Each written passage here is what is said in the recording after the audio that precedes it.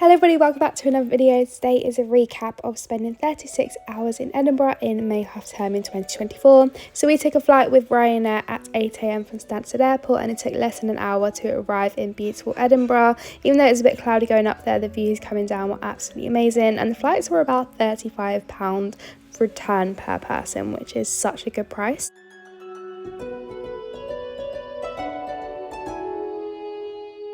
Flight landed in at just before 9 AM, and within 20 minutes we got onto the bus, which rides every 10 minutes to the city centre for only £8 return per person. We actually stopped by at Edinburgh Zoo, and I get on free with my Colchester Zoo annual pass.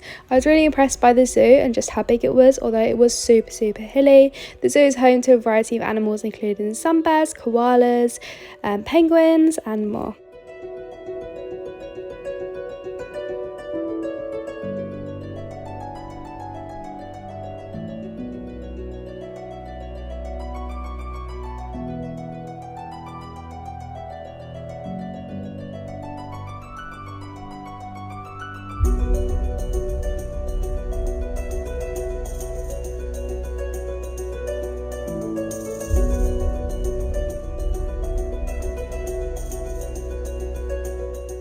My favourite exhibit at Edinburgh Zoo was 100% the penguins. They had so many penguins in such a big home with a variety of species, which was really awesome.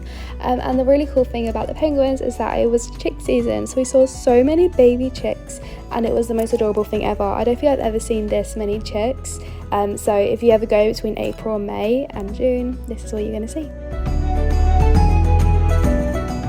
We did kind of rush around the zoo because obviously we wanted to get to the city centre, but we spent about 2 hours at the zoo, then took the tram, which was £2 a person to the city centre, and just like that it started raining, which was a bit gutting. It was absolutely amazing to see the castle for the first time. I didn't realise how high up it was and just how big it was. We also went to this art exhibition, not realising the National Museum of Art was right next to it, but hey ho, it was still good fun.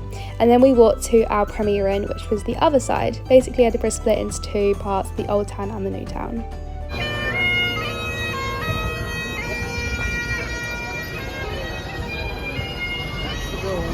We did have a bit of a nap at the Premier Inn because we were knackered, and then headed out for dinner for my birthday when we went to Wagamama's, and then also went to a local Wetherspoons for a few drinks before going off to sleep, ready for the next day.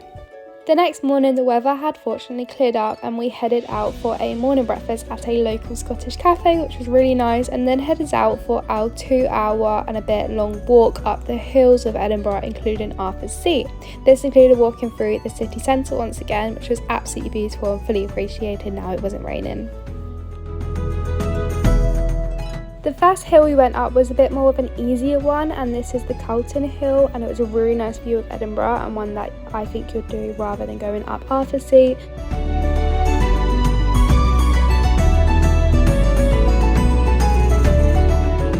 While Arthur's Seat honestly was a lot more difficult than what I anticipated. It was just a bit more off-road, even though there were so many people around, but the views were absolutely worth it, although do bring water because we didn't. As you can see, we were really lucky with the weather when walking up Arthur's Seat as well, because it wasn't raining and it was super clear, so you could see for absolute miles.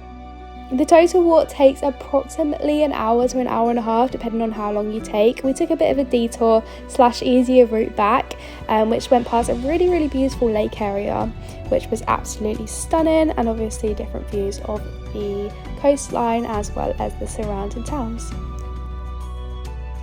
After that we walked over to the National Museum of Scotland, which was really awesome and free to get in. It had a variety of different features. Tom's favourite was the F1 cars and the ancient Egypt, and mine was the animal section, but it spent a good hour or so there exploring and learning more about Scottish history. We then headed to have dinner at Five Guys, and it eventually rained, which I forgot to video, and then headed out for a lovely cocktail at the Alchemist bar, and they were so good, highly recommend them, before having a couple more drinks at a more affordable Wetherspoons, and then heading back to the airport. Unfortunately our flight was about an hour delayed, so I didn't get home till 2 AM in the morning, but it was an absolutely amazing little 36-hour break in Edinburgh, and I highly recommend visiting for anyone who is interested. Bye!